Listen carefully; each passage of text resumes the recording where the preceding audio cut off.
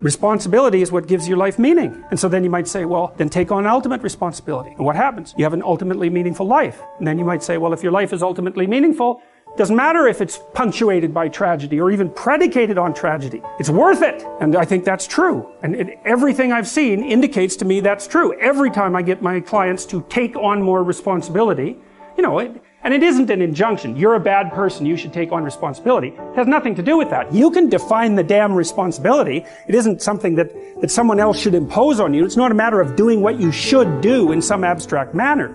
It's not that. It's the choice of what game you're going to play. And you can play the game of the seeker, I would say, and if you play that game, then everyone wins. And it's the best game you can play. And so the answer in some sense to the tragedy of life, to the catastrophe of life, to the fall, is to play that game maximally. It's in the willingness to do that the solution emerges.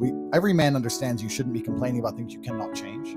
You have to play the cards you're dealt. To be born a certain height and then to sit there and go, what do I do? I'll tell you what you do. You become the best version of yourself, just like everyone else does. As a man, you build your value.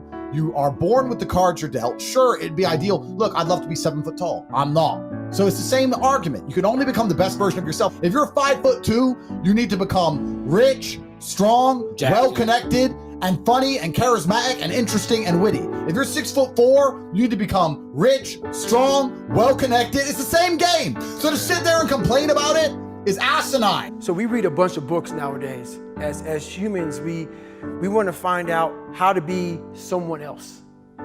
What we don't do is we don't go inside. So literally turn yourself inside out. Read the book that's like we're writing a book every day of our lives, but we never read that book. So what I would challenge this young man or young woman to do is you have to look inside of yourself to see what you really want. What are you passionate about? We use these words and these little phrases of only the strong survive and all this other crap. They're all just fucking words. I get so tired of hearing people just talking. Like right now, someone may think Goggins is just talking. You don't know me. So when I speak from passion. I speak from experience. I speak from suffering. I have to tell this young man or woman that the only way I believe, this is my experience in life, the only way you're ever going to get to the other side of this journey is you have got to suffer to grow. To grow, you must suffer.